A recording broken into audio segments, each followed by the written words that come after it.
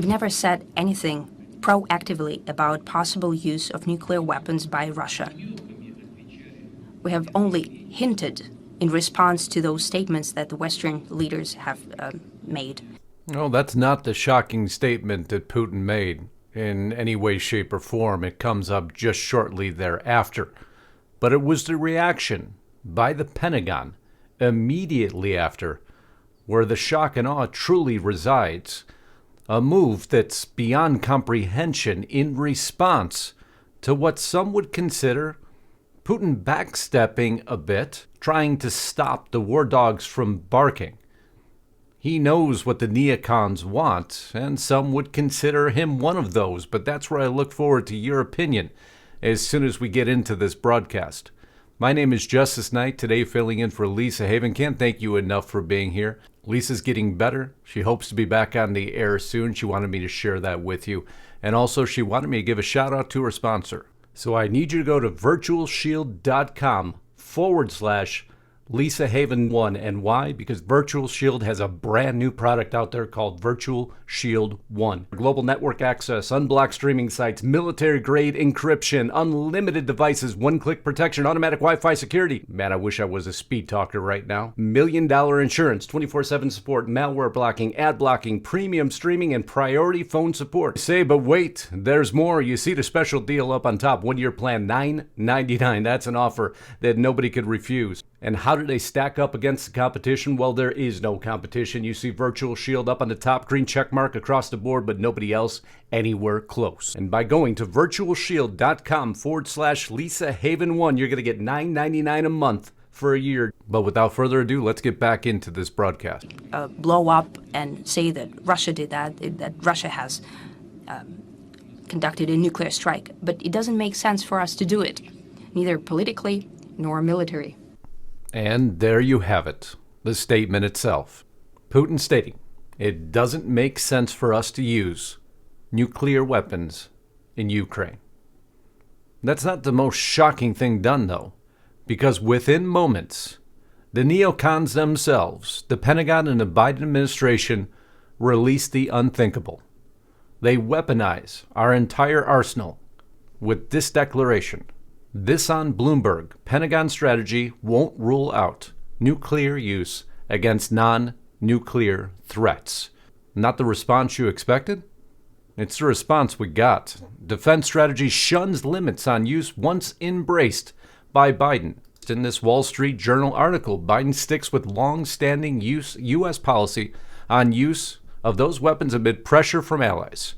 Non-first use, but they take it a whole step further, reducing the limits on their use to those countries that don't have nuclear capabilities. Given our non-nuclear capabilities and the nature of today's threats, it's hard to envision a plausible scenario in which the first use of these weapons by the United States would be necessary. That, according to Biden, but that was then, and this is now.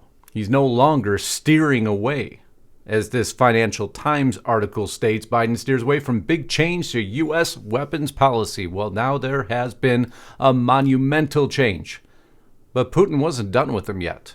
And now, as for, in the end, about use and non-use, the only country in the world that has used nuclear weapons against a non-nuclear state is the United States. They did it twice against Japan. Ouch.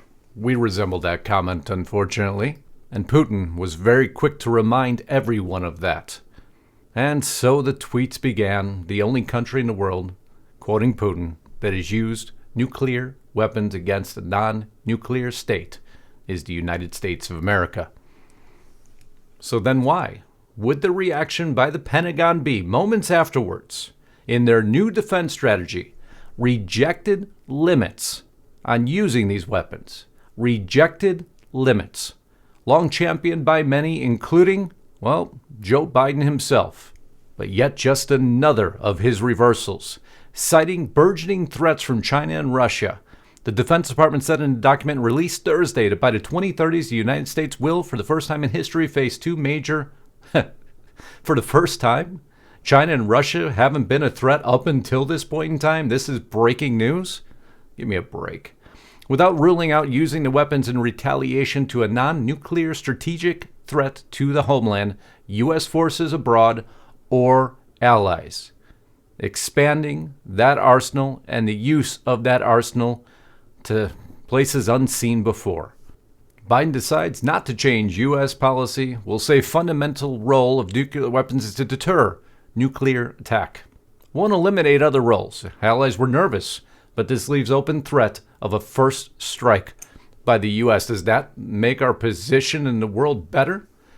Big question for you here was that a threat, or was that actually in the interest of the defense of the United States of America? I look forward to seeing that in your comments. Now I'm going to take a brief pause here because Lisa, if she's feeling better, and I will be doing a live broadcast at restrictedrepublic.com. Don't forget that special discount code, and don't forget that gift I want to give her upon her return, and that is your subscription to restrictedrepublic.com right now. Depending on if she's doing better, Sunday, 10 a.m. Pacific time, we'll be doing a live broadcast. We'd love to have you there. We're going to open up to all audiences, so please register. Don't forget, I'll put the link in the description box below. We're going to show you a little of what we do at Restricted Republic, but don't forget that very special offer, the number 2 for free. Again, the number 2 in monthly checkout for free.